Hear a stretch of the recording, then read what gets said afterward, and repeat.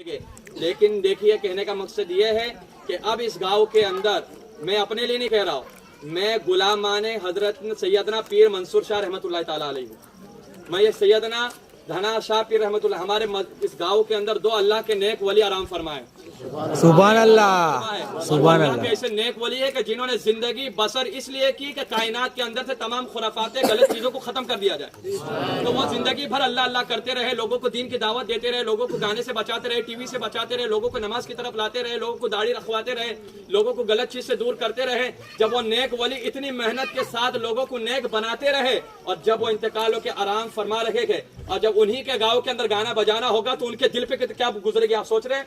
ان اولیاء اکرام کو کتنی تکلیف ہوگی جنہوں نے چاہا تھا کہ کائنات کے اندر سے خرافات ختم ہو جائے، اور ان کے مزار ان کے گاؤں کے اندر یہ خرافاتیں ہوگی تو ان کو کتنی تکلیفیں ہوگی ایک دن کا۔ اور آپ سوچ رہے ہوگے کہ چلو شادی خوشی کا ماحول ایک دن بجا لے گے، لیکن میں ان سے تمام باراتیوں سب سے محبت کرتا ہوں، اس لیے کہ آپ نے مصطفیٰ کا کلمہ پڑھا ہے، آپ کی مجھے فکر ہے بھائی، کیونکہ ہم ایک دن گانا آپ دیکھ رہے ہوگے مسلمانوں کی کتنی پریشانی ہے، 3 مہینہ ہوتا نہیں ہے، لڑکی کہتی ہے میں کو جانا تیرے ساتھ جمتا نہیں ہے کہ نہیں ماحول ہے؟ اب طلاق کتنی زیادہ ہو رہی ہے، یہ نہیں ہوتا تو ایک ہی ہوتا ہے ڈاکٹر صاحب دوا دے دو، 3 سال ہو گئے اولاد نہیں ہو رہی، یہ مسئلہ بھی پھیل گیا ہے۔ اور کتنے لوگ کیا رہے مولانا کے پاس، مولانا تعویذ دے دو، کیوں؟ کہتے ہیں کہ اولاد تو ہو گئی لیکن فرما بردار نہیں ہے، مارتی ہے۔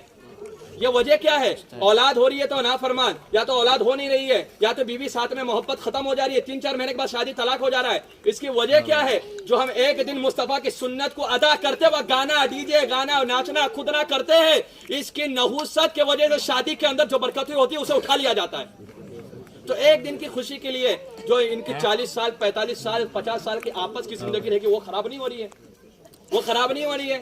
تو اسے بچانا ہے تو یہ گانے بجانے کرنا ہوگا۔ ایک دن ناچو گے 40 دن کی پوری زندگی کا سکون چلا جائے گا، ایک دن ناچنے سے سنت رسول کے دائرے میں رہ کر شادی اور نکاح کرو گے تو 45 سال تک اللہ اس کے رسول آپ پر رحمتوں کی بارش عطا فرما دے گا۔ سبحان اللہ۔ تو 45 سال کی زندگی کو اگر اچھا بنانا ہے تو شادی کے اندر خرافات کو ختم کرنا ہوگا۔